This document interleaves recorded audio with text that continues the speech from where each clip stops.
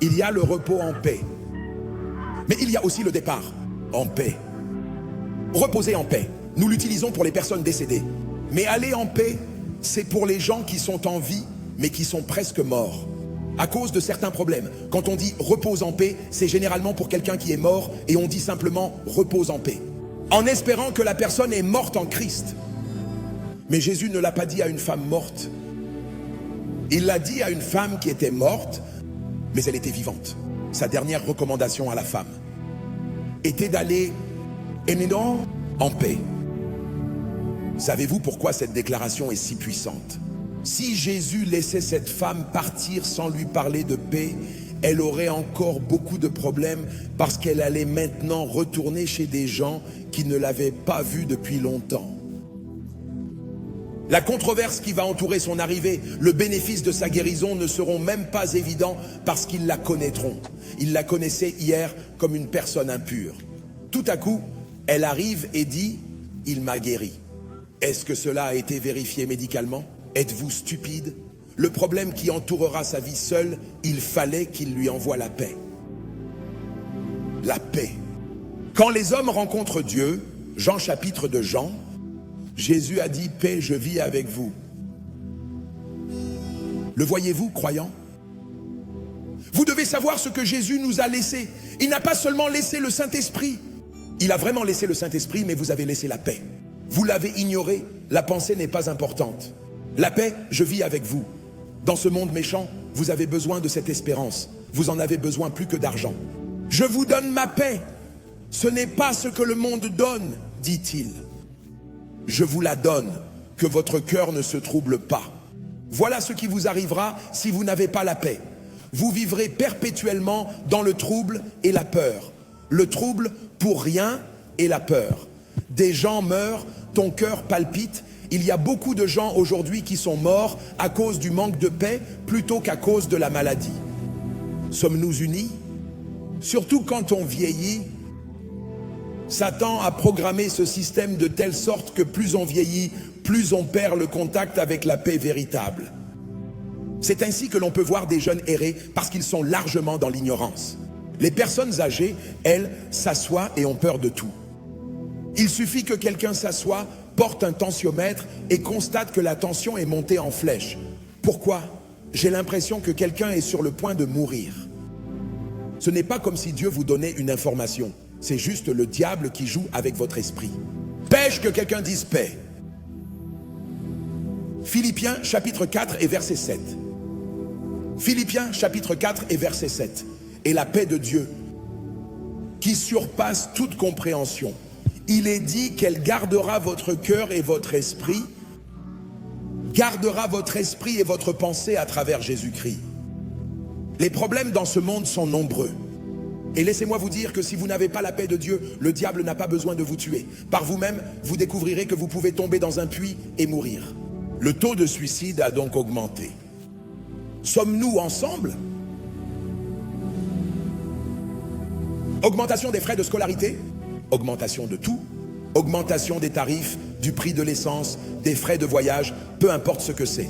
Quand on y pense, on regarde parfois ses enfants courir partout, on regarde tout, on regarde ses proches et on s'aperçoit qu'on est le seul à s'occuper des gens. Et puis l'argent que vous avez, un voleur armé vous rencontre au guichet automatique et vous dit de tout enlever tranquillement et de me le donner. À la fin, vous pouvez vous asseoir chez vous, faire de l'hypertension et mourir. Il y a beaucoup de gens aujourd'hui, ce n'est pas seulement une affaire africaine. Je vous le dis, savez-vous que le monde d'aujourd'hui est plein de gens tristes? Et les gens ne peuvent pas, ils ne peuvent pas sourire, ils ne peuvent pas se réjouir. Que s'est-il passé? Ils disent, je ne sais pas, le diable en a après ma vie. Ils ont peut-être raison, mais la colère ne le conduit pas. Votre tristesse et votre froncement de sourcils ne le poussent pas non plus à agir. Pourquoi êtes-vous comme ça? J'ai remarqué que les gens ne m'aiment pas, même pas. Cela a commencé dans mon village, mais maintenant c'est partout. Quelqu'un a parlé de paix. Vous devez apprendre à avoir la paix de Dieu. Si vous êtes dans le ministère, laissez-moi vous donner un conseil honnête. Si vous n'avez pas la paix, vous ne vivrez peut-être pas longtemps. Alléluia. Factures. Le loyer, les critiques, toutes sortes de choses. Si vous n'avez pas la paix, vous ne dormirez pas. vous mourrez littéralement d'inquiétude et de manque de sommeil. Puis viennent les enfants, puis c'est au tour de votre conjoint, puis viennent tous les problèmes de la société. Ils vous promettent un rendez-vous, ils vous appellent la veille et vous disent « Préparez-vous, rassemblez tous vos dossiers, regardez NTA ou toutes les autres chaînes. » Et vous regardez du matin au soir pour voir dans le journal qu'ils félicitent quelqu'un d'autre. Et ils disent qu'à la 11e heure, ils changent votre nom. Et vous vous asseyez là et vous dites, alors ce dernier qui était censé être une manifestation de la fidélité de Dieu, c'est ainsi que ma vie va se dérouler? Laissez-moi aller prendre du poison. Ou que je prenne une corde et me pendre. Je me suis toujours demandé comment les gens se pendent. Pour se pendre, il n'est pas nécessaire d'avoir de l'expérience. Il suffit d'être intelligent. Et pourtant, les gens le font encore. Laissez-moi vous dire la vérité. Si vous n'avez jamais vécu certaines choses dans la vie, vous ne comprendrez pas la valeur de la paix. Il y a, si l'argent pouvait à lui seul acheter la paix, beaucoup de riches ne mourraient pas. Cette chose s'appelle la paix. Lorsque Dieu vous donne la paix, embrassez-la et recevez-la, protégez-la. Il est préférable de jeter vos documents et de porter la paix par ordre de priorité. Alléluia. La paix. Si vous mesurez ma tension artérielle aujourd'hui, vous pensez qu'on me l'a donnée la semaine dernière. Je vous le dis à la gloire de Dieu, c'est le ministère de Dieu. Je suis sa propriété, pas seulement son vaisseau, mais toute sa propriété. Tout. Trouvez la paix. Je parle à quelqu'un. Je sais que le loyer est dû, mais trouvez la paix. Avez-vous entendu ce que j'ai dit? Je sais que votre fils n'a pas de bons résultats à l'école, mais trouvez la paix. Je sais que le ministère n'a pas de soutien. Il se passe des choses, mais trouvez la paix. Je sais que votre mariage a des problèmes, mais trouvez la paix. Trouvez d'abord la paix. Lorsque vous aurez trouvé la paix, une solution pourra être trouvée. Savez-vous ce que j'aime chez cette femme? Même si elle avait dépensé son argent pour des médecins, elle avait le droit d'être en colère.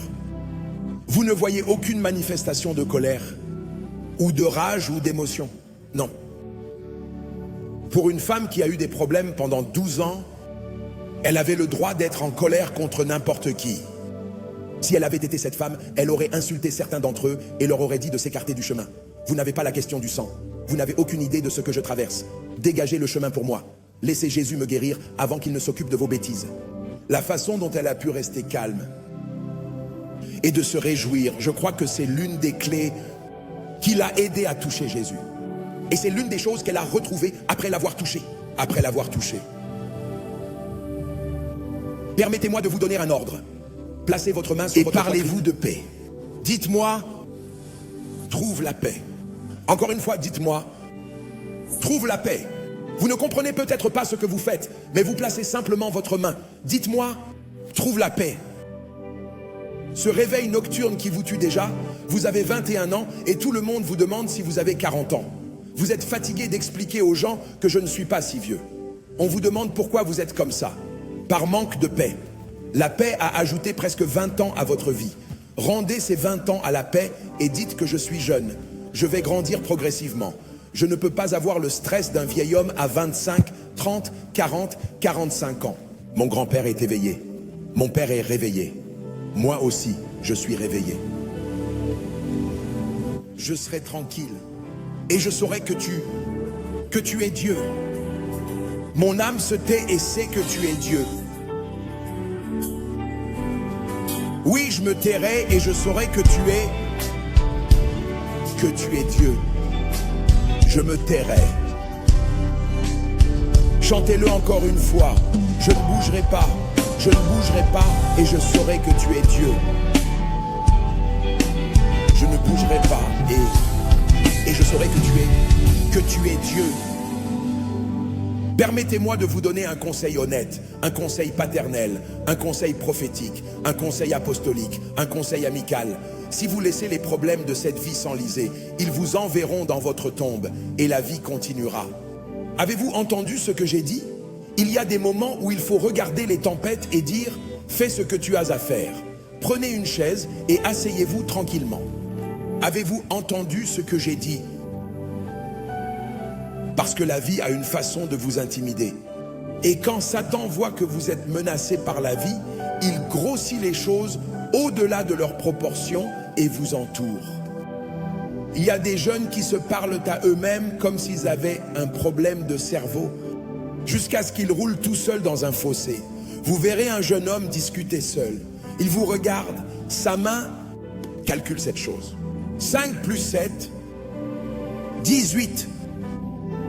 Et vous le regardez de loin. Ce type n'est pas né comme ça. La vie pour vous, je m'adresse à tout le monde ici, surtout à nos chers frères.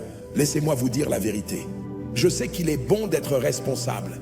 Faites de votre mieux, mais pendant que vous vous épanouissez, que les problèmes de loyer vous frappent au visage, que les factures vous frappent au visage et que les gens font des commentaires et disent que vous n'êtes pas irresponsable. Ne vous inquiétez pas. Vous n'avez pas envoyé votre fils à l'école. Il doit 2 ans dans un collège ou une université, dans un état. Vous n'avez pas. Laissez-moi vous dire la vérité.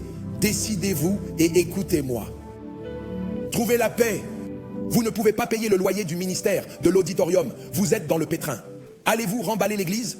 Les anciens viendront vous rencontrer et vous demanderont si Dieu vous a appelé. Je ne dis pas que vous êtes faux, mais avez-vous été appelé? Et vous savez, les êtres humains savent comment ajouter. Nous appelons cela en Afrique ajouter du poivre. Et ajouter n'importe quoi. On dirait ressemble à celui que tu as été. Tu n'as pas été. Ta mère et ton père n'ont pas été heureux. Es-tu sûr de ne pas avoir offensé Dieu? C'est ce qu'ils ont dit à Job. Et Job a dit, ah, ne te précipite pas. Je vais rester tranquille. Écoute, laissez-moi vous dire ceci. Attendez avant de chanter. J'enseignais à la retraite des travailleurs et je partageais avec eux certaines des choses que nous avons vécues dans nos petites vies. Je suis un jeune homme, vous savez, mais il y a une façon dont la vie vous donnera des cheveux gris à cause des choses que vous avez vécues. Tu as entendu ce que j'ai dit? J'ai vécu plusieurs vies dans ma vie. Beaucoup de vies. Il n'y a rien qui soit aussi mauvais que son apparence, à condition de pouvoir dormir et se réveiller. Se réveiller. Croyez-moi, les tempêtes passent.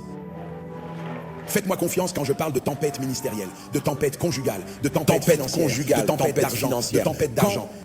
Qu'elles arrivent, agitez-les parce qu'il y a une... Il y a une loi, elle passe avec le temps. Ça passe avec le temps. Cela signifie que vous pleurez aujourd'hui, mais que vous rirez bientôt. Vous vous réjouirez bientôt. C'est-à-dire que tu n'as pas d'enfant aujourd'hui, mais que tu commences à te réjouir. Car tous les vêtements que vous avez achetés ne seront pas vains. Des enfants vivants les porteront tous.